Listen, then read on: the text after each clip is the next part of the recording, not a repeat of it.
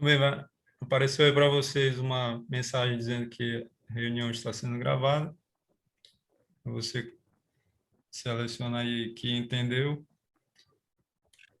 E nós gravamos porque depois nós colocamos no YouTube para que vocês possam rever e para que outros que não estão aqui possam assistir também a essa aula, tá certo? Também eu vou compartilhar aqui com vocês o slide que nós vamos usar, que é este aqui. Então, meus amigos, essa é a classe bíblica Verdade e todas as quintas, né? E, às vezes a gente precisa fazer alguma mudança, mas geralmente nas quintas nós fazemos o estudo sobre as profecias de Daniel e Apocalipse. Nós já passamos, já tem um tempo, né, de Daniel, e agora nós estamos já no livro do Apocalipse, estamos chegando na metade do livro, hoje, né, exatamente hoje, são 22 capítulos, hoje nós estamos no capítulo 11. Não, então ainda tem muita coisa para a gente ver, né? Até a gente concluir a nossa classe bíblica aqui, né? Mas a classe bíblica tem um segundo estudo, que é o estudo bíblico A Verdade, que eu faço aos sábados à tarde, às 15h30, no horário de Brasília. Alguns aqui já participaram. Se alguém não participou, está convidado a participar, tá? É só que nesse sábado, devido a um compromisso, eu não vou poder fazer no sábado, no horário de costume, né? Então, nós vamos fazer amanhã à noite, tá? Amanhã à noite, nesse mesmo horário, às 19h30, tá bom? Então, vocês estão convidados. O nosso estudo de hoje, desculpa, o estudo de amanhã, é a verdade sobre o novo nascimento. Então, se você quer saber o que é o novo nascimento, se você quer entender sobre isso, e esse é o segundo passo para a nossa salvação. No estudo passado eu falei sobre o primeiro passo, que é a justificação. Se você quer entender, vá lá no grupo, tem lá o link, ou vá direto no canal. O nome do canal é Classe Bíblica Verdade, vá lá direto no canal e aí você vai ter esse vídeo disponível lá, tá? Então, no estudo passado, estudamos sobre a justificação. Amanhã à noite, e não sábado à tarde, nós vamos estudar sobre a santificação. Tem tudo a ver com o novo nascimento. Vocês vão entender se vocês acompanharem. Meus amigos, o nosso estudo de hoje é um pouco extenso, mas vocês vão acompanhar tudo aí na tela. Então, eu já demorei demais aqui nessa introdução. Nós vamos orar e nós vamos iniciar o estudo de hoje, tá bom? E esse é o nosso tema, as duas testemunhas mártires e a Revolução Francesa. Então, vamos orar. Senhor nosso Deus, muito obrigado, Senhor, por estarmos reunidos aqui mais uma noite, mais uma vez, com o propósito de estudarmos as profecias do livro do Apocalipse, esse que é um dos livros mais importantes para nós estudarmos, entendermos nos dias de hoje, já que nós estamos vivendo nos últimos dias da história dessa terra, estamos vivendo no tempo do fim.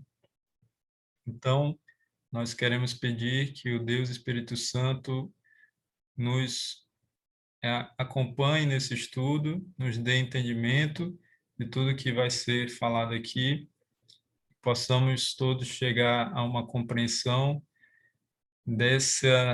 é, desse capítulo do livro do Apocalipse, capítulo 11, possamos também ter a nossa fé fortalecida no Senhor e na tua santa palavra. Perdoe os nossos pecados e abençoe o estudo que faremos nesse momento, é o que nós te pedimos, e também agradecemos por esse privilégio, podermos abrir a tua palavra, em nome de Jesus. Amém. Muito bem, meus amigos. Eu falei em abrir a palavra na oração. Os textos vão aparecer aí na tela, mas você pode acompanhar, de preferência acompanhe na sua Bíblia. Então, você pode deixar a sua Bíblia aberta aí em Apocalipse 11 já, e nós vamos ler todos os versos, tá? Do verso 1 até o verso 14. Muito bem. O que João estava para testemunhar era uma verdadeira batalha entre a Bíblia, a palavra de Deus, e o ateísmo. Essa batalha alcançou seu clímax na Revolução Francesa, que ocupa um lugar na profecia bíblica, destacando-se por seu ódio ao cristianismo. Ok? Nós vamos entender isso agora. Começando aí em Apocalipse 11, nos versos 1 e 2. Acompanhe comigo. Foi-me dado um caniço semelhante a uma vara, e também me foi dito: desponte e mede o santuário de Deus, o seu altar e os que naquele adoram. Mas deixa de parte o átrio exterior do santuário, e não o meças, porque foi ele dado aos gentios. Estes, por 42 meses, calcarão aos pés a cidade santa. Então, meus amigos, assim começa o capítulo 11 de, é, do Apocalipse, né? O capítulo 10, ele terminou falando ali do surgimento de um movimento, né, de uma igreja que pregaria, que deveria profetizar, né, no tempo do fim, ou seja, deveria pregar o evangelho no tempo do fim. E quem acompanhou o estudo viu que essa profecia ela se cumpriu ali por volta de 1844. Já Apocalipse 11, ele acontece, né, num tempo antes de 1844, o que mostra que as profecias do Apocalipse, o livro do Apocalipse não segue uma sequência cronológica, tá? Então, Apocalipse 11 está antes do 10 no tempo, né? A linha do tempo, tá? Apocalipse 11 vai se cumprir lá no final do século XVIII, né? 1700, então 1790 e alguma coisa, tá? Só para vocês entenderem. Então, aqui fala que João recebeu um caniço e recebeu de Deus, né?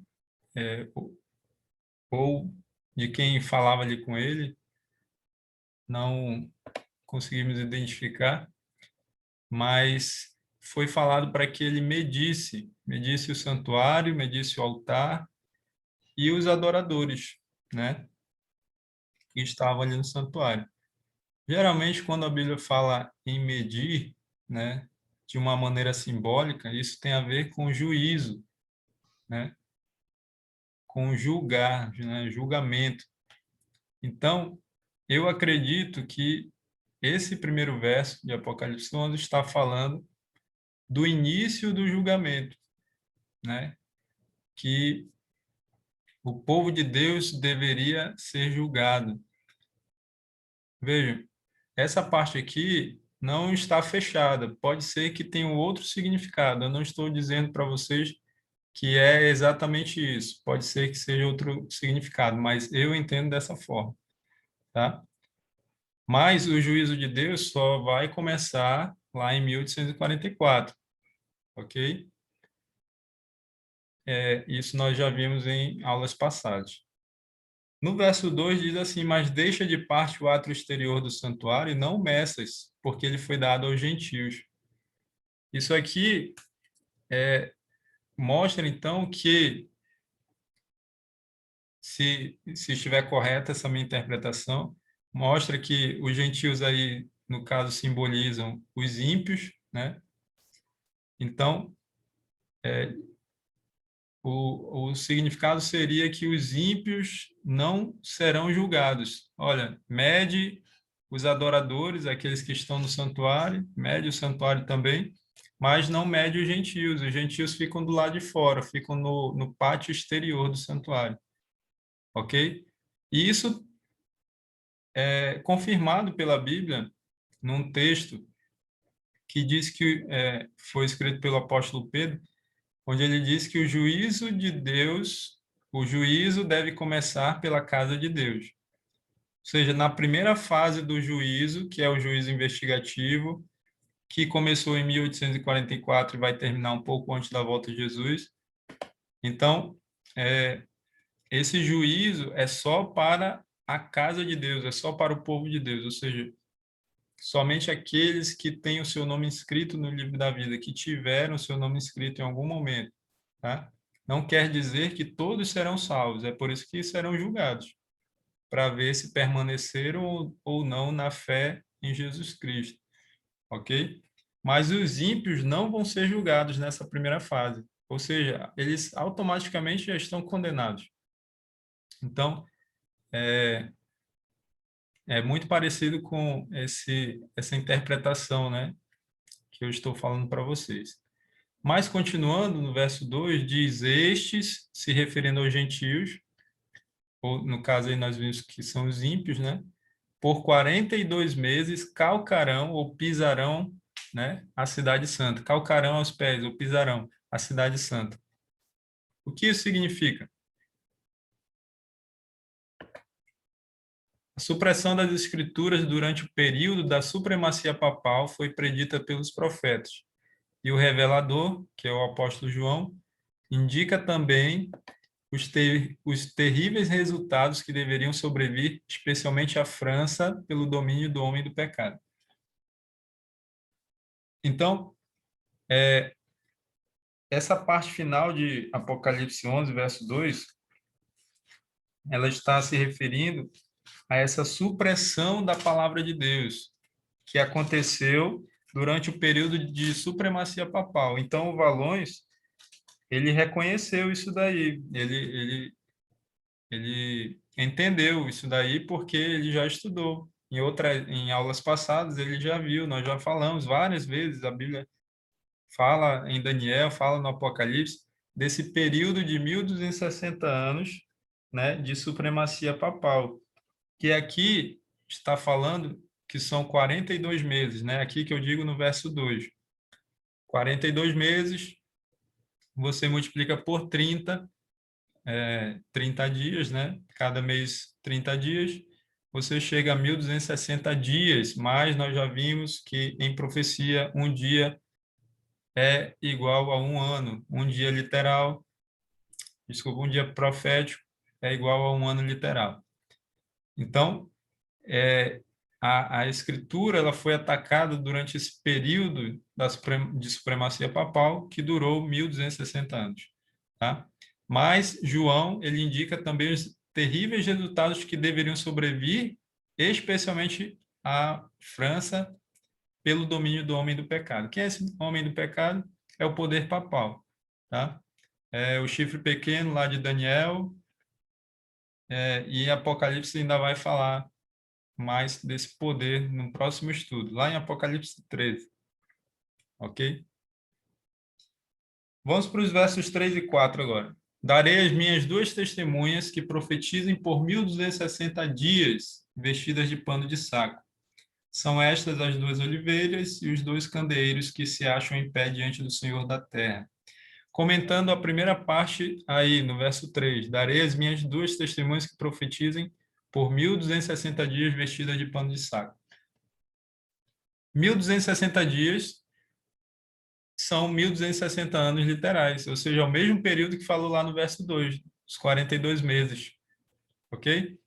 Então, aqui diz que essas duas testemunhas, e vejo que essas duas testemunhas são testemunhas de quem estava falando, então, provavelmente quem estava falando era o próprio Deus, né? Então, as testemunhas de Deus, as duas testemunhas, iriam profetizar por 1260 anos vestidas de pano de saco. Na Bíblia, quando alguém vestia pano de saco, era quando essa pessoa estava triste ou quando ela queria se humilhar diante de Deus, né? Então, era nesses momentos, né, que as pessoas vestiam pano de saco. O que isso significa? Os períodos aqui mencionados, 42 meses e 1.260 dias, são o mesmo, representando igualmente o tempo em que a Igreja de Cristo deveria sofrer a opressão de Roma. Ok? Está claro aqui? Então, os dois períodos representam o mesmo tempo. Os 1.260 anos da supremacia papal começaram em 538 de nossa era e terminariam, portanto, em 1798. Nessa ocasião, um exército francês entrou em Roma e tomou prisioneiro o papa que morreu no exílio. Posto que logo depois fosse eleito novo papa, a hierarquia papal nunca pôde desde então exercer o poder que antes possuía. Então, veja, meus amigos, esses 1.260 anos, eles duraram de 538 até 1798. Isso daí nós aprendemos lá ainda em Daniel, tá? Por que começou em 538? Porque terminou em 1798 é porque completaram-se os 1.260 anos, tá? Mas é importante saber por que iniciou em 538.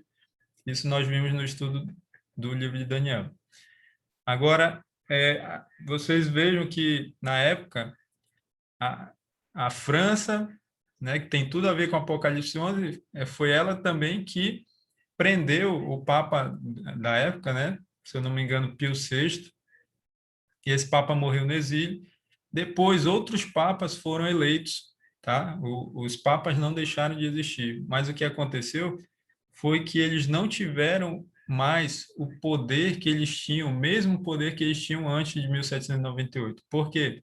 Antes de 1798, o Papa não tinha somente o poder religioso, mas tinha também nas mãos dele o poder civil, o poder político, tá? Ou seja, ele tinha grande influência sobre os reis das nações da Europa, tá? E ele perdeu, depois de 1798, essa influência. Ou seja, ele ficou tendo somente o poder religioso, perdeu o poder civil, tá bom? E aí está, então, os 1.260 anos de supremacia papal profetizados tanto no livro de Daniel quanto no livro do Apocalipse, de 538 até 1798. Acompanha aí. O que significa aquela segunda parte, né? O verso 4, né? Voltando aqui. São estas as duas oliveiras e os dois candeeiros que se acham em pé diante do Senhor da terra. Tua palavra, diz o salmista, é lâmpada para os meus pés e luz para o meu caminho. Apocalipse, isso está em Salmos 119, 105, né? As duas testemunhas representam as escrituras do Antigo e Novo Testamentos. Ambos são importantes testemunhas quanto à origem e perpetuidade da lei de Deus. Ambos são também testemunhas do plano da salvação. Os tipos, sacrifícios e profecias do Antigo Testamento apontam para um Salvador por vir. Os evangelhos e as epístolas do Novo Testamento falam acerca de um Salvador que veio exatamente da maneira predita pelos tipos e profecias do Antigo Testamento. Ok, meus amigos? Então, quando diz lá, estes são os dois, como diz aqui, verso 4. Estas são as duas oliveiras e os dois candeeiros ou candelabros, tá? Que estão em pé diante do Senhor da terra. Então, esse estes está se referindo às duas testemunhas. Então, as duas testemunhas, as duas oliveiras e os dois candeeiros são a mesma coisa. E são o quê? São as escrituras sagradas, é a Bíblia, Antigo e Novo Testamento, ok? Então, Antigo e Novo Testamento testemunham da lei de Deus, testemunho do plano da salvação, testemunho de Jesus, né? Que é o personagem central da Bíblia, ok? Então, já identificamos quem são as duas testemunhas. Aí, Antigo Testamento e Novo Testamento. Meus amigos, se alguém tiver alguma dúvida, qualquer momento pode falar, tá bom? Pode ligar o microfone aí, perguntar, tá bom? Não tenham medo de perguntar. Continuando aí.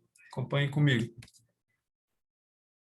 Profetizarão por 1260 dias vestidas de pano de saco.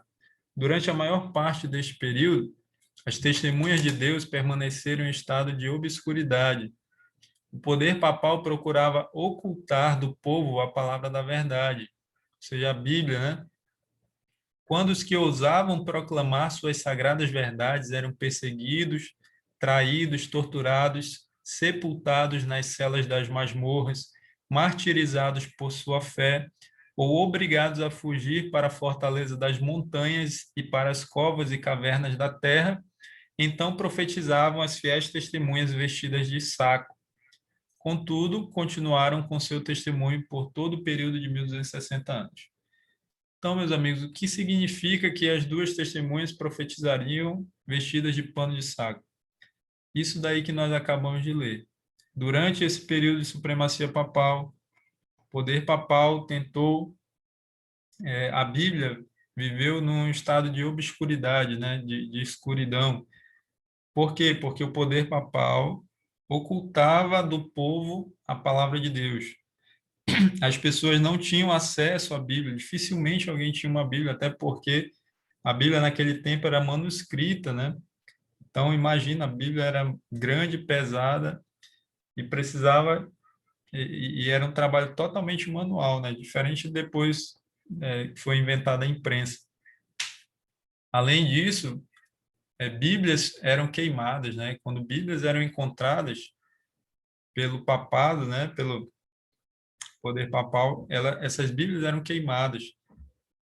E, além disso, também, outra coisa que foi feita nesse período foi traduzir a Bíblia para uma linguagem morta, né? Para uma língua morta, que era o latim, onde ninguém entendia. E isso foi feito com a desculpa de ser uma reverência, né, à palavra de Deus. Ou seja, a palavra de Deus era tão sagrada que ninguém deveria entender. Isso era uma grande mentira, era um engano de Satanás. Mas Deus sempre teve na terra, meus amigos, um povo fiel. Sempre teve o seu povo remanescente, né? Nesse período aí nós falamos, nós temos ali os valdenses, os albingenses, os huguenotes. Nós vamos mais para frente falar deles, que foram grupos, né, de pessoas, de cristãos que permaneceram fiéis à palavra de Deus, que pregavam a verdade conhecida ali na época, né? E essas pessoas que ousavam pregar essa verdade, o que acontecia com elas, meus amigos? Está aí, ó. Eram perseguidos, eram traídos, torturados, eram jogados nas masmorras até morrer, eram martirizados, morriam por sua fé, ou eles tinham que fugir, tinham que sair das suas casas, se refugiar nas montanhas, nas cavernas. Então, foi nesse período que as duas testemunhas, que são a palavra de Deus, Antigo e Novo Testamento, profetizaram vestidas de pano de saco. Mas, em nenhum momento, o seu testemunho parou, mesmo durante os 1260 anos. Continuando agora o verso 5. Se alguém pretende causar-lhes dano, sai fogo da sua boca e devora os inimigos. Sim, se alguém pretende causar-lhes dano, certamente deve morrer. Aí está falando das duas testemunhas. Se alguém pretende causar dano às duas testemunhas, sai fogo da boca delas, né, das duas testemunhas, e devora os inimigos. Quem causar dano às duas testemunhas, a palavra de Deus, deve morrer. É isso que está falando aí. O que isso significa? Acompanhe aí. Os homens não poderão impunemente espezinhar a palavra de Deus. O sentido desta terrível declaração de Apocalipse 11:5, nós acabamos de ler, é apresentado no capítulo final do Apocalipse. Eu testifico a todo aquele que ouvir as palavras da profecia deste livro, que se alguém lhes acrescentar alguma coisa, Deus fará vir sobre ele as pragas que estão escritas neste livro. E se alguém tirar quaisquer palavras do livro desta profecia, Deus tirará a sua parte da árvore da vida e da cidade santa que estão escritas neste livro. Isso está lá em Apocalipse 22, versos 18 e 19. Então, meus amigos, ninguém ficará impune por causar dano à palavra de Deus. Aqui, no final do livro do Apocalipse, Deus diz que quem acrescentar alguma coisa ou tirar alguma coisa, tirar alguma palavra deste livro, ou não só o Apocalipse aí, mas de toda a Bíblia, vai sofrer as consequências, tá bom? É isso que está falando aqui em Apocalipse 11, verso 5. Deus vai cobrar as pessoas que fizeram isso. E isso inclui também, meus amigos, e especialmente, né, os líderes religiosos. Então, muitos líderes religiosos, pastores, bispos ou qualquer outro nome que recebam, missionários, estão enganando as pessoas, pregando um falso evangelho e elas dizem estar baseadas na palavra de Deus, né? Mas, na verdade, eles acrescentam, tiram ou escondem, né, a verdade ali das suas ovelhas. E essas pessoas vão pagar por isso, elas serão cobradas grandemente no dia do juízo, no juízo final, ok? É por isso que nós não devemos confiar a nossa salvação, meus amigos, a nenhum líder religioso, certo? Opa, só um minuto. Acompanhe na tela a próxima leitura. Estas são as advertências que Deus deu para guardar os homens de mudar de qualquer maneira o que revelou ou ordenou. Essas solenes declarações de castigo se aplicam a todos os que, por sua influência, levam os homens a considerar levianamente a lei de Deus. Olha só, principalmente, como eu falei, os líderes religiosos. Por sua influência, muitos têm levado as pessoas a considerar de forma leviana a lei de Deus. Deveriam fazer tremer essa declaração de Apocalipse aos que declaram ser coisa de pouca monta obedecer ou não à lei de Deus. Todos os que exaltem suas próprias opiniões acima da revelação divina, todos os que mudem o sentido claro das Escrituras para acomodá-lo à sua própria conveniência, ou pelo motivo de se conformar com o mundo, estão a trazer sobre si terrível responsabilidade. Então, vejam, meus amigos, isso não se aplica somente aos líderes religiosos, se aplica a nós individualmente. Quando nós nos deparamos com a verdade, mas nós preferimos ali acomodar essa verdade ao nosso gosto, né, à nossa vontade, né? Então nós estamos mudando a palavra de Deus e assim nós estamos trazendo sobre nós terrível responsabilidade, nós vamos ser cobrados por Deus, tá? Então, se você conhecer a verdade, qual deve ser a sua atitude? Você deve obedecer, independente da sua vontade. Goste você ou não. A sua escolha deve ser sempre fazer a vontade de Deus. Então, se Deus disser que você deve fazer isso, é isso que você deve fazer. Não é a sua vontade, sim a vontade de Deus. Tá certo? Agora, às vezes, parece ser muito difícil fazer a vontade de Deus. E realmente, às vezes, nós temos hábitos de anos, né? Mas, com a ajuda do Senhor Jesus Cristo, com a ajuda do Espírito Santo, né? E quando nós tomamos a decisão firme de fazer a vontade de Deus, Ele nos dá poder, Ele nos ajuda a fazer. Ok, meus amigos? Então, nós temos que levar muito, de forma muito séria, a palavra de Deus, aquilo que a palavra de Deus diz. Continuando aí nos versos 6 e 7, elas, as duas testemunhas, né, a palavra de Deus, têm autoridade para fechar o céu, para que não chova durante os dias em que profetizarem. Tem autoridade também sobre as águas, para convertê-las em sangue, bem como para ferir a terra com toda sorte de flagelos, tantas vezes quantas quiserem. Quando tiverem então concluído o testemunho que devem dar, a besta que surge do abismo pelejará contra elas e as vencerá e matará. Então veja, aqui no verso 6, que é a primeira parte, ele faz algumas referências a outras partes da Bíblia, né? Então, diz que a palavra de Deus tem autoridade para fechar o céu para que não chova, ok? E aí nós lembramos da história lá do profeta Elias, quando ele foi até o rei Acabe e disse para o rei Acabe que não choveria, né? E realmente não choveu durante 3 anos e meio. Então, a palavra de Deus ali foi falada por intermédio do profeta Elias e ela se cumpriu. Ele profetizou e aquilo que ele falou se cumpriu. Então, é o que está falando aí na primeira parte do verso 6. Depois diz que ela também tem autoridade para transformar a água em sangue, né? E aí nós lembramos da praga lá do Egito, né? Pelo poder de Deus, as águas transformaram-se em sangue. E também fala de outros flagelos, né? E aí nós lembramos especialmente lá das pragas do Egito, né? As 10 pragas do Egito.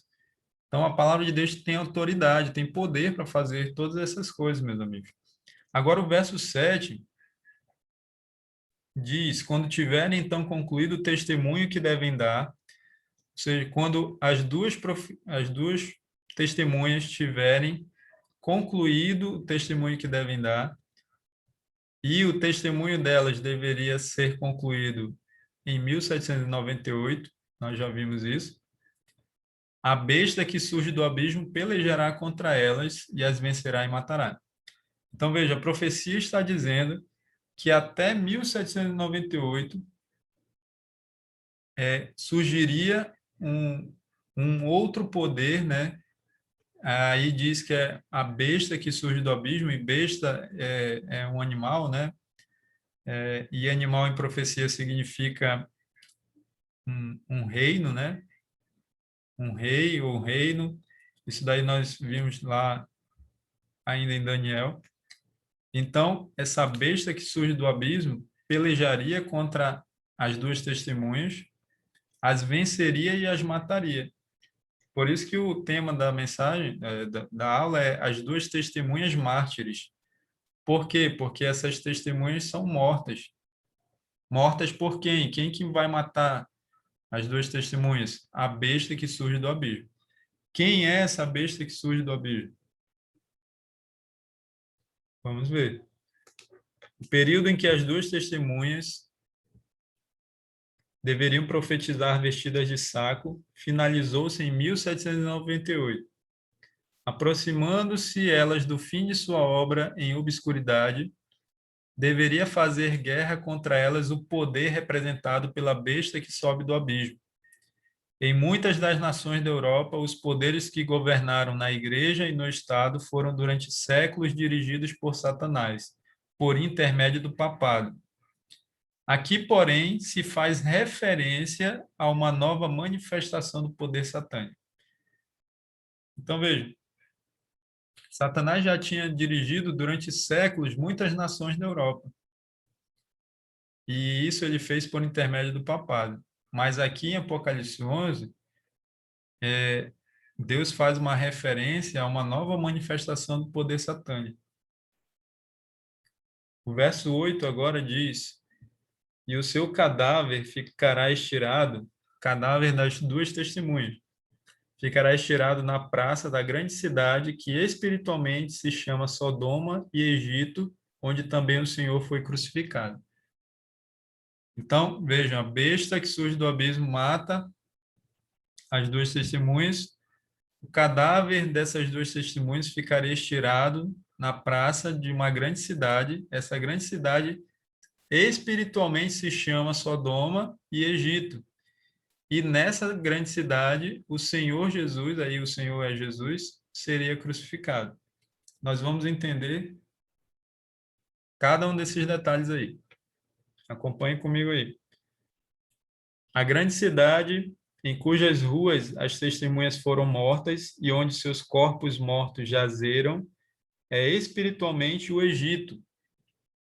De todas as nações apresentadas na história bíblica, o Egito, de maneira mais ousada, negou a existência do Deus vivo e resistiu aos seus preceitos, aos seus mandamentos. Nenhum monarca já se aventurou à rebelião mais aberta e arrogante contra a autoridade do céu, do que o fez o rei do Egito. Quando, em nome do Senhor, a mensagem lhe fora levada por Moisés, Faraó orgulhosamente respondeu: Quem é o Senhor cuja voz eu ouvirei para deixar ir Israel? Não conheço o Senhor, nem tampouco deixarei ir Israel. Isso está lá em Êxodo 5, verso 2. Eu aconselho você a ler depois esse texto.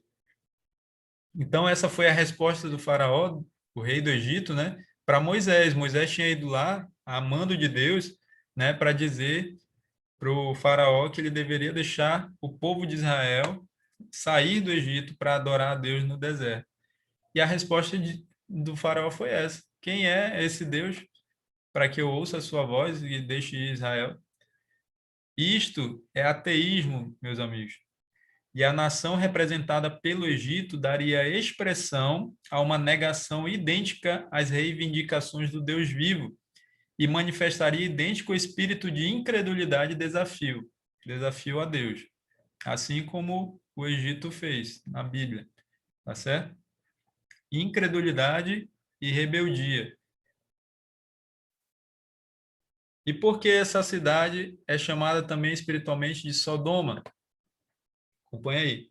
A grande cidade é também comparada espiritualmente com Sodoma. A corrupção de Sodoma na violação da lei de Deus manifestou-se especialmente na licenciosidade. Você lembra que Sodoma foi destruída, né, com fogo que caiu do céu, né, desceu do céu. Foi um juízo divino, né, devido aos muitos pecados dessa cidade, né, Sodoma e Gomorra e as cidades vizinhas ali. E um, um, se nós podemos dizer que havia um pecado principal ali dos sodomitas, né? Era a licenciosidade. O que é a licenciosidade, meus amigos? Licenciosidade tem a ver com o sexo livre, né? O sexo fora daquilo que Deus determinou. O que Deus determinou com relação ao sexo? Homem e mulher, casados, ok? Falando de forma bem resumida.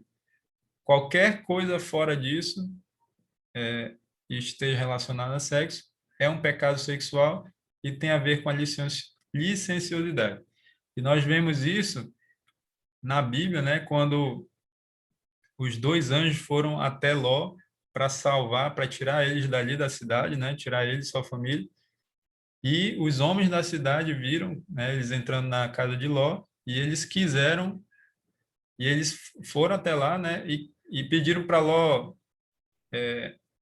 colocar os dois para fora, né, os dois anjos, mas que estavam na forma humana, ou seja, para eles eram dois homens, para que eles pudessem abusar. E diz ali a Bíblia, lá em Gênesis, que toda a cidade, desde os pequenos até os mais velhos, os homens, né, foram ali e a intenção deles era essa, era abusar daqueles dois homens. Então, daí você tira a perversão sexual que havia ali em Sodoma, né? Continuando, e este pecado, a licenciosidade, também deveria ser característico preeminente da nação que cumpriria as especificações deste texto. Segundo as palavras do profeta, pois, um pouco antes do ano 1798, algum poder de origem e caráter satânico se levantaria para fazer guerra à Escritura Sagrada. E na terra em que o testemunho das duas testemunhas de Deus deveria sim ser silenciado, manifestar-se-ia o ateísmo de Faraó e a licenciosidade de Sodoma. Tá aí, meus amigos, agora nós entendemos. Então, nesse país onde haveria uma guerra contra a palavra de Deus, esse mesmo país deveria manifestar duas coisas: o ateísmo de Faraó, por isso ela é comparada ao Egito, e a licenciosidade de Sodoma, por isso é comparada a Sodoma. Que país é esse, meus amigos? Esta profecia teve exatíssimo e preciso cumprimento na história da França. Durante a Revolução Francesa, em 1793, o mundo pela primeira vez ouviu uma assembleia de homens nascidos e educados na civilização e assumindo o direito de governar uma das maiores nações europeias, levantar a voz em coro para negar a mais solene verdade que a alma do homem recebe e renunciar unanimemente à crença na divindade e culto à mesma. Então, essa profecia se cumpre na história da França, meus amigos. Lá na primeira aula, na aula 1, eu falei que o método que nós utilizamos para entender as profecias é o método historicista. As profecias apocalípticas, né? Ou, me fugiu a palavra agora, as profecias escatológicas. Então, tanto as profecias de Daniel como as profecias do Apocalipse, você tem que ver o cumprimento delas na história. E onde é que nós vemos Apocalipse 11 se cumprindo? Nós vemos na história da França, mais especificamente no período da Revolução Francesa, a partir de 1793. Então, veja, o que aconteceu foi que pela primeira vez o mundo viu uma Assembleia Legislativa unanimemente, né, de forma unânime, melhor, mais fácil falar, né, anunciar ou negar, né, de que havia um Deus, né, ou seja, a existência de Deus, e que esse Deus deveria ser adorado. Então, o primeiro e talvez o único país a fazer isso foi a França. Continuando aí. A França é a única nação do mundo relativamente à qual se conserva registro autêntico de que, como nação, se levantou em aberta rebelião, olha só, rebelião contra o autor do universo, contra Deus. Profusão de blasfemos,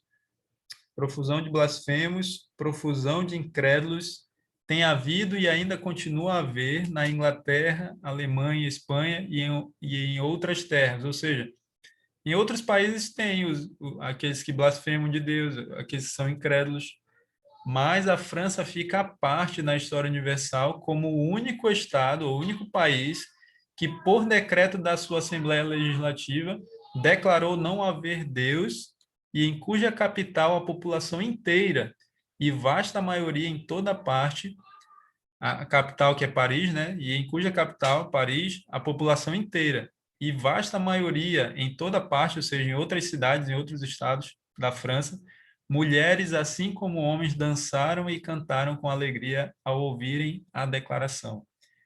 Ou seja, quando a Assembleia Legislativa de Paris falou ali por decreto, né, decretou que Deus não existia, o que a população fez? A população inteira da cidade de Paris e das outras cidades da França, a sua maioria, né, dançaram e cantaram com alegria. Então, vejam, meus amigos, como foi algo assim único na história da humanidade, o que aconteceu lá na França, nesse período da Revolução Francesa.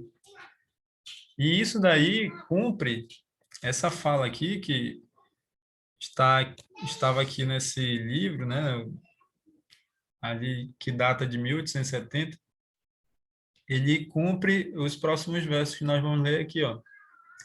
Os versos 9 e 10 de Apocalipse 11. Então, muitos dentre os povos, tribos, línguas e nações contemplam os cadáveres das duas testemunhas. Olha só um período profético aí que aparece. Por 3 dias e meio, ou seja, 3 anos e meio. E não permitem que esses cadáveres sejam sepultados. E olha só o verso 10 agora.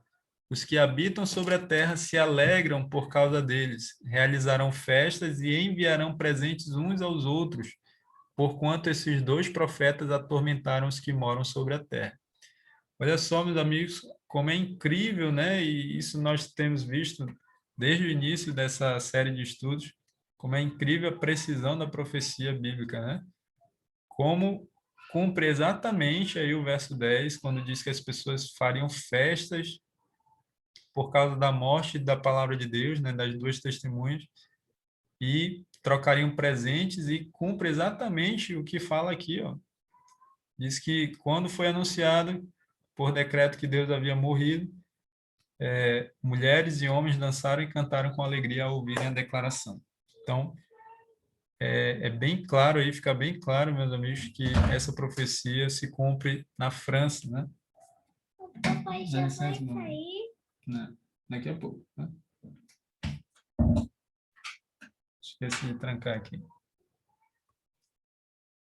Então, veja, meus amigos, aí aparece um período de tempo profético, né? Por 3 dias e meio, os cadáveres das duas testemunhas ficariam expostos ali, né? Sem serem sepultados.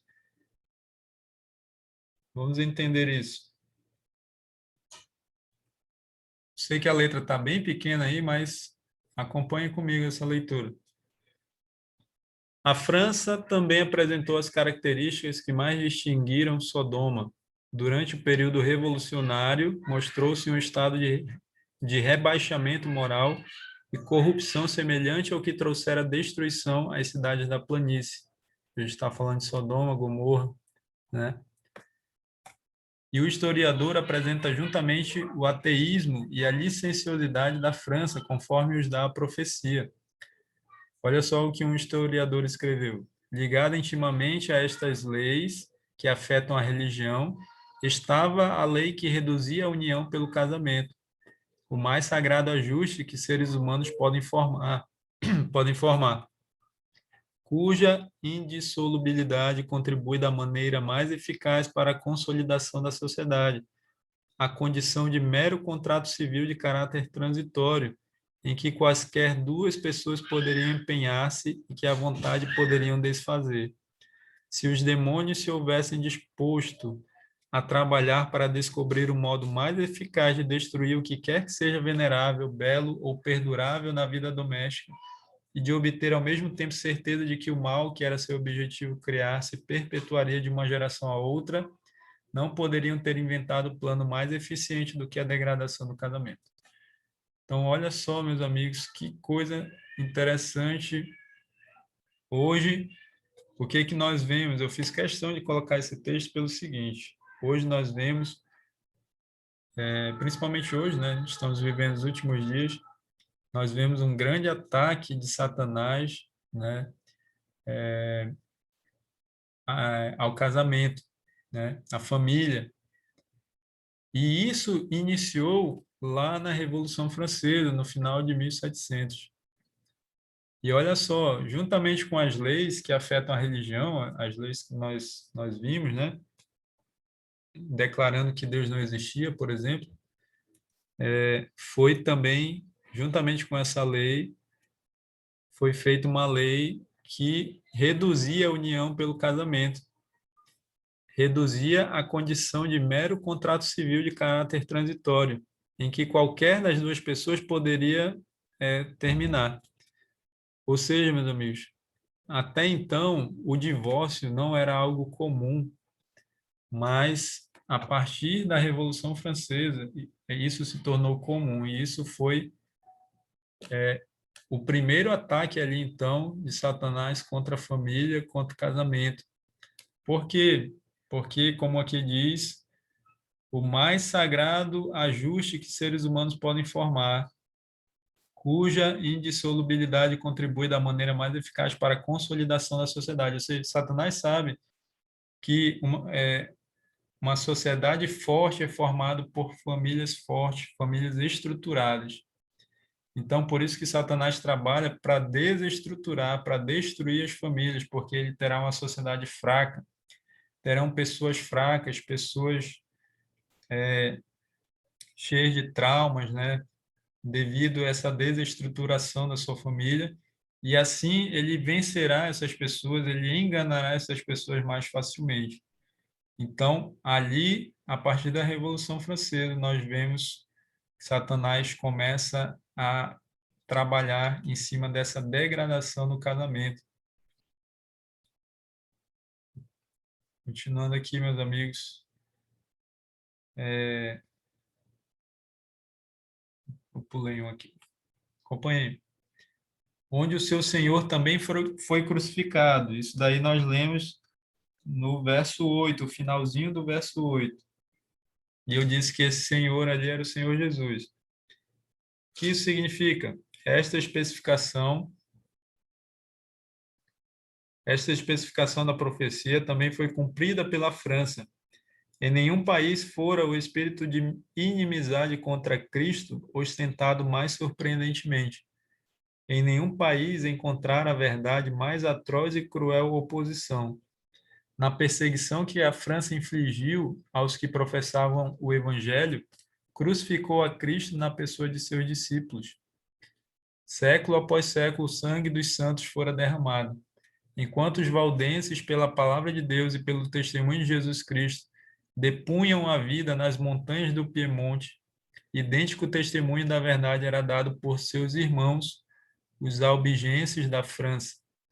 Nos dias da Reforma Protestante, seus discípulos foram mortos com horríveis torturas.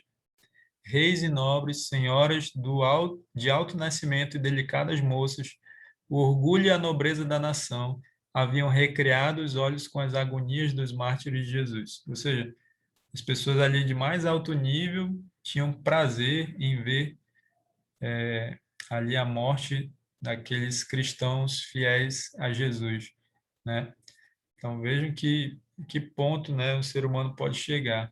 Então, meus amigos, se teve o que está falando aí, resumindo, é que quem cumpriu essa profecia de que o Senhor Jesus seria crucificado nessa grande cidade foi a França, assim como as outras partes da profecia que nós já vimos. Então, como que isso se cumpre?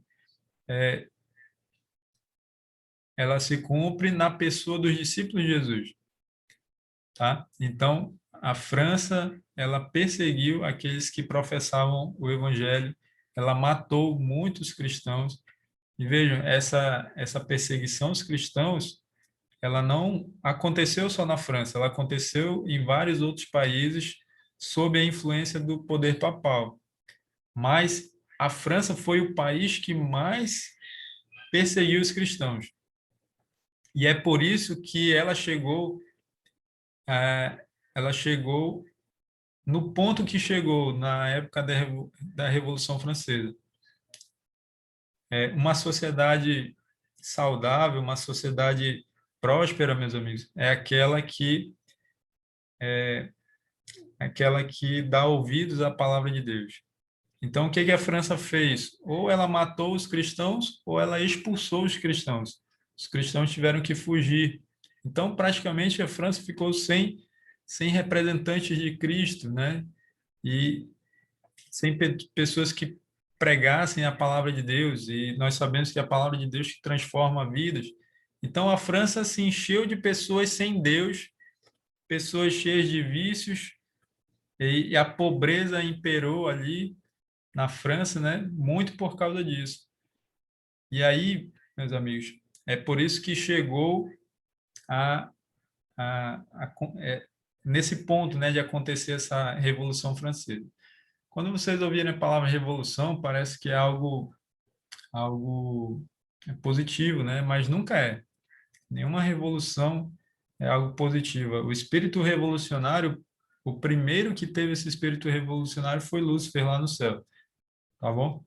E aí, meus amigos, aqui cita os valdenses, os albigenses, tem também os huguenotes, que também estavam na França, assim como os albigenses. Esses eram grupos de cristãos que foram perseguidos ali na Europa e muitos foram mortos. Eu lembro de um livro que eu li quando criança, eu não sei, eu ainda tenho alguns livros que eu li quando era criança, eu não sei se esse ainda está por aqui, mas acredito que não, que eu não vi mais. Mas um livro muito interessante falando sobre a história dos valdenses.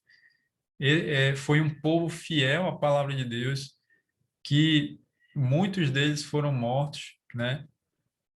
Muitos deles foram perseguidos pelo papado, por meio dos exércitos das nações, né? Ali da Europa, e muitos foram mortos. Eu lembro de uma ocasião que o grupo ali todo se escondeu dentro de uma caverna, e essa caverna só tinha uma entrada e uma saída. Aliás, eles foram para o fundo da caverna e essa caverna tinha uma abertura em cima.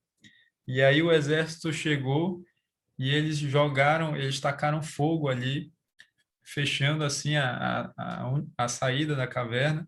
Eles jogaram ali o fogo lá de cima, né, dessa abertura, e todo aquele grupo de valdenses morreu sufocado, né, por causa da fumaça.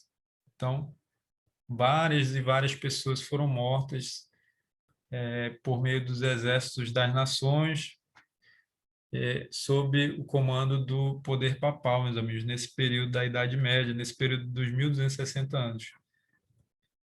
Mas foram essas pessoas fiéis que estudavam a palavra de Deus e que pregavam essa palavra. Os valdenses, eu lembro que eles escreviam, né, porções da Bíblia e os jovens eram enviados para as universidades. E ali nas universidades eles pregavam para outros jovens. Então eles eram missionários, né? Eles levavam a palavra de Deus para outras pessoas. E então, meus amigos, Apocalipse 11, dos versos 1 a 14, mas especialmente a partir do verso 7, né? Ele se cumpre na França no tempo da Revolução Francesa.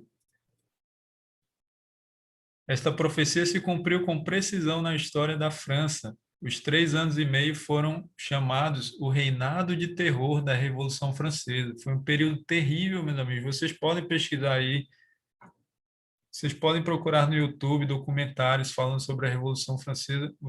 Eu já vi, né? Porque eu já sabia a interpretação dessa profecia, então eu já procurei e vocês vão ver que coisa terrível foi a Revolução Francesa. Milhares de pessoas morreram. A França deixou de matar cristãos e passou a matar os outros, os seus próprios cidadãos, mesmo não sendo cristãos. Ou seja, isso foi até meio não, foi um juízo também de Deus, né? Por eles terem matado tantos cristãos, agora eles mesmos começaram a ser perseguidos e mortos. E aí, para vocês terem uma ideia, vocês já devem ter visto uma guilhotina, né? A guilhotina é uma lâmina que é levantada e ela é solta, e ali a pessoa fica presa com a cabeça ali exposta ali, né, para ser cortada por essa lâmina. A guilhotina, ela foi inventada no período da Revolução Francesa e milhares de pessoas morreram guilhotinadas, meus amigos. E começando pelo rei. O rei da França, né, da época, foi morto. Os próprios revolucionários foram mortos. E qualquer pessoa que se desconfiasse que estava contra a revolução era morta, mesmo se fosse inocente. Então, foi um período de terror realmente terrível. Esse período começou a 26 de novembro de 1793, quando a França, por decreto de sua Assembleia Legislativa, declarou: não há Deus. Esse foi um motivo de grande regozijo para todos os seus habitantes e durou até 17 de junho de 1797. Então, esse é o período dos 3 anos e meio. Durante este período, a Bíblia sofreu muitos ataques. Olha só os ataques. Os exemplares da Bíblia existentes no país foram queimados e a Bíblia foi abolida na França. Ela foi considerada morta, exatamente como diz a profecia. Todas as igrejas foram fechadas e proibiu-se a adoração de Deus por decreto da Assembleia. Olha só, eles proibiram que as pessoas adorassem a Deus, que era o corpo legislativo da França. 3, decidiram que a semana seria de 10 dias. O dia de descanso, que a Bíblia diz que é o 7º dia, foi abandonado e em seu lugar se consagrava um dia em cada 10 para a orgia e a blasfêmia. Então, olha só que coisa maluca, né? Eles trocaram a semana para uma semana de 10 dias. 4, negou-se abertamente a existência de Deus. 5, uma mulher imoral foi nomeada a deusa da razão e as pessoas deveriam adorá-la. Olha só, meus amigos, isso aqui é muito interessante. O Deus deles, eles rejeitaram a Deus mas eles disseram, eles pegaram uma mulher ali que era prostituta e disseram, essa agora é a nossa deusa, a deusa da razão. E eles adoravam essa mulher. 6, ficou proibido todo tipo de culto religioso. Então, as igrejas foram fechadas. Você já deve ter ouvido falar na Catedral de Notre Dame, inclusive ela até pegou fogo. É, teve um incêndio criminoso aí, se não me engano, ano passado. Essa mulher que foi escolhida para ser a deusa da razão, ela foi carregada e foi levada até a Catedral de Notre Dame. E ali onde ficava o altar, né, o púlpito, ela foi colocada ali e as pessoas adoravam essa mulher chamada deusa da razão. Olha só, meus amigos, que ponto que o ser humano pode chegar quando ele rejeita a Deus e a palavra de Deus. Mas agora a profecia fala de uma ressurreição das testemunhas. Acompanhe no verso 11. Mas depois dos 3 dias e meio, ou seja, depois desse período de 3 anos e meio, um espírito de vida vindo da parte de Deus neles penetrou, nas duas testemunhas.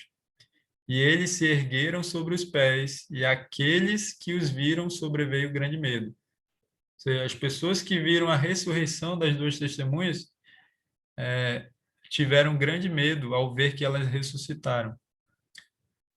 Versos 12 e 13 agora. E as duas testemunhas ouviram grande voz vinda do céu, dizendo-lhes: Subi para aqui. E subiram ao céu numa nuvem, e os seus inimigos as contemplaram naquela hora. Houve grande ter... Desculpa, naquela hora houve grande terremoto, e ruiu a 10ª parte da cidade, e morreram nesse terremoto 7.000 pessoas, ao passo que as outras ficaram sobremodo aterrorizadas e deram glória ao Deus do céu. Então, meus amigos, assim, aqui nós vamos concluir a parte final já da nossa aula, tá? Então, depois desses 3 anos e meio que nós vimos o período, voltar aqui, 26 de novembro de 1793 começou, passaram-se 3 anos e meio, terminando em 17 de junho de 1797. Lembrem-se que o fim da supremacia papal terminou em 1798, ou seja, um ano antes. Então, voltando lá. Então, depois dos 3 anos e meio, as duas testemunhas mártires, ou seja, a palavra de Deus, iria ressurgir. Ela seria levada ao céu, ou seja, ela seria exaltada. A Bíblia, né, que foi ali, foi morta, né, vamos dizer, conforme a profecia, ela ressuscitaria, ela apareceria novamente e ainda mais ela seria exaltada por Deus. Nós vamos ver como isso se cumpriu. E no verso 13 diz que houve um grande terremoto ali e morreram muitas pessoas nesse terremoto ali, fala de 7.000 pessoas, ao passo que as outras ficaram sobremodo aterrorizadas e deram glória ao Deus do céu. Acredito que essa parte aqui está falando das mortes que continuaram tendo na França, tá? Não esse morticínio ele não aconteceu só durante os 3 anos e meio, ele continuou por pelo menos 10 anos, tá? Então, foi um período de trevas mesmo ali para os franceses, um período terrível. Então, eu acredito que é sobre isso que está falando no verso 13. Acompanhe aí, meus amigos, nós já estamos concluindo. As fiéis testemunhas de Deus, mortas pelo poder blasfemo que subiu do abismo, não deveriam por muito tempo ficar em silêncio. Depois daqueles 3 dias e meio, o espírito de vida vindo de Deus entrou neles e puseram-se sob seus pés e caiu grande temor sobre os que os viram, como diz Apocalipse 11:11. Foi em 1793 que os decretos que aboliam a religião cristã e punham de parte a escritura sagrada passaram na Assembleia Francesa. 3 anos e meio mais tarde, foi adotada pelo mesmo corpo legislativo uma resolução que anulava esses decretos, concedendo assim tolerância às escrituras. Olha só, meus amigos, esse é o significado da ressurreição das duas testemunhas. Aqueles decretos que foram tomados em 1793, foram feitos nesse ano, eles foram, depois de 3 anos e meio, eles foram anulados, tá? E aí se concedeu tolerância às escrituras ali na França. O mundo ficou estupefato ante a enormidade dos crimes que tinham resultado da rejeição das escrituras sagradas. E os homens reconheceram a necessidade da fé em Deus e em sua palavra como fundamento da virtude e moralidade. Olha só, meus amigos, eu quero destacar essa parte final aqui. O mundo viu ali na França, na época da Revolução Francesa, o que acontece com uma nação que rejeita a Deus e que rejeita a palavra de Deus. Então, se você e isso ele acontece de forma individual também, meus amigos. Se você quer saber o que acontece na sua vida, o que vai acontecer se você rejeitar a Deus completamente, rejeitar a palavra de Deus, vai acontecer, claro, de uma forma pessoal, algo parecido com o que aconteceu na Revolução Francesa, ou seja, é, uma coisa terrível, né? Um período de trevas ali, onde muitas pessoas perderam sua vida, um período que ficou marcado na história como algo assim sem precedentes, né? E o interessante é que aquela mesma Assembleia Legislativa que disse que Deus havia morrido, que a Bíblia estava morta, eles rejeitaram, desculpa, eles anularam esses decretos por reconhecerem a necessidade da fé em Deus e em sua palavra. Ou seja, eles reconheceram que o ser humano precisa de Deus. Sem Deus, acontece o que aconteceu na França. Sem a palavra de Deus, os homens ficam iguais a animais, as paixões humanas tomam de conta. Nós precisamos, na nossa vida, de Deus e da sua palavra, para termos virtudes e sermos pessoas moralmente boas, né? Eles disseram que não precisavam de Deus para isso, então ficou provado que sim, que todos nós precisamos de Deus, meus amigos. Relativamente às duas testemunhas, declara o profeta ainda, e ouviram uma grande voz do céu que lhes dizia: subi para cá.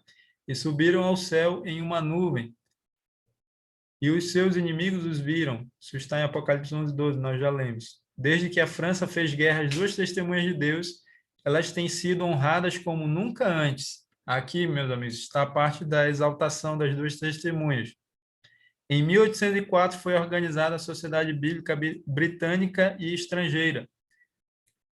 Seguiram-se-lhe organizações semelhantes com numerosas filiais no continente europeu. Em 1816 fundou-se a Sociedade Bíblica Americana. Quando se formou a Sociedade Britânica, a Bíblia havia sido impressa e circulara em 50 línguas. Desde então, foi traduzida em mais de 2.000 línguas e dialetos.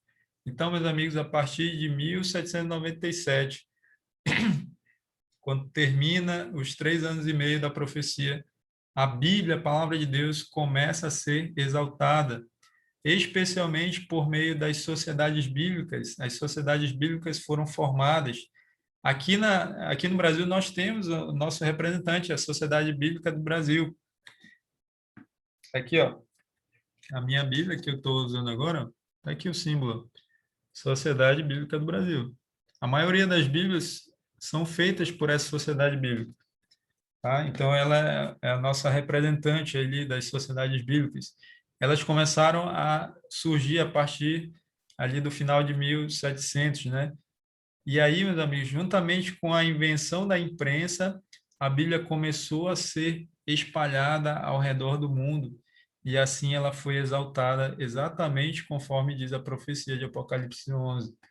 Então, essa parte aí tem a ver com o surgimento das sociedades bíblicas, né? E a pregação do evangelho a vários países, né? Missionários sendo enviados para pregar a palavra de Deus.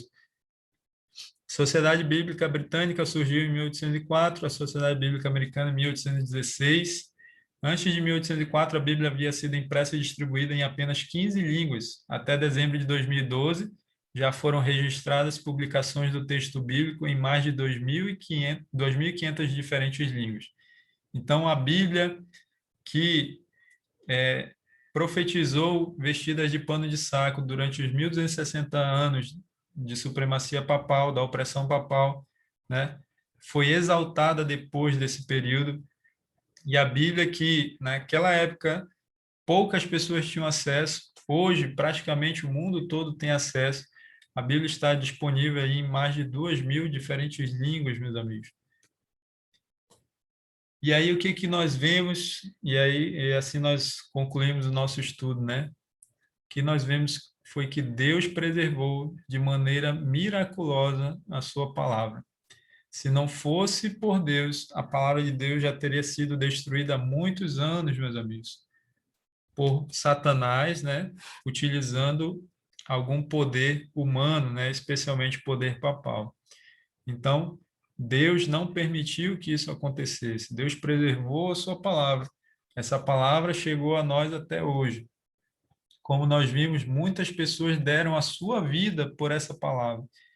E hoje nós damos tão pouco valor a ela, né? Nós que temos acesso à Bíblia de maneira tão fácil, às vezes estudamos tão pouco a Bíblia, né?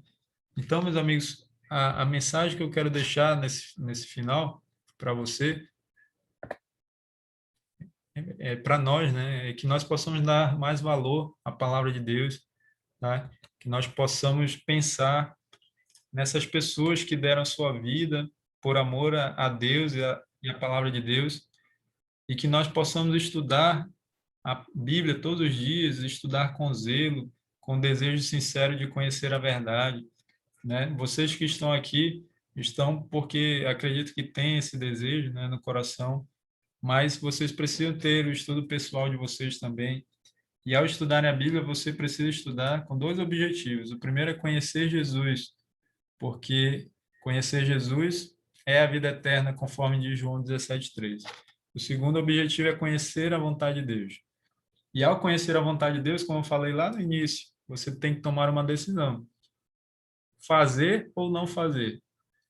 O que Deus espera de você é que você faça a vontade dele. Então, ao conhecer a vontade de Deus, mesmo que essa vontade de Deus não te agrade, decida fazer a vontade de Deus na sua vida.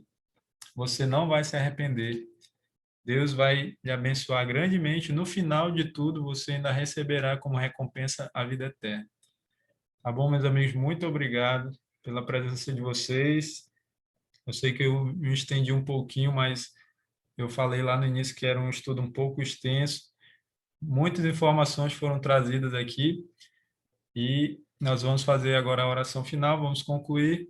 Quando terminar, eu vou encerrar aqui a transmissão no Facebook, eu vou encerrar a gravação e quem quiser fique à vontade para perguntar, para comentar e quem quiser fique à vontade para conversar comigo no final, tá bom?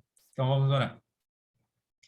Senhor nosso Deus, muito obrigado, Senhor, por mais um estudo da tua palavra. Fico muito feliz de poder compartilhar esse estudo com os meus amigos. Obrigado por todos que acompanharam a aula dessa noite e aqueles que ainda irão acompanhar.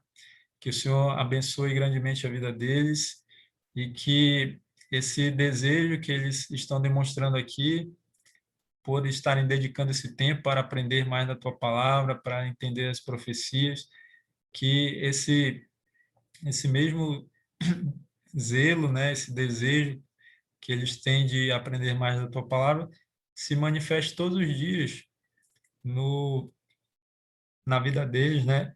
Ao eles dedicarem tempo para estudar a tua palavra e que nós possamos fazer isso todos os dias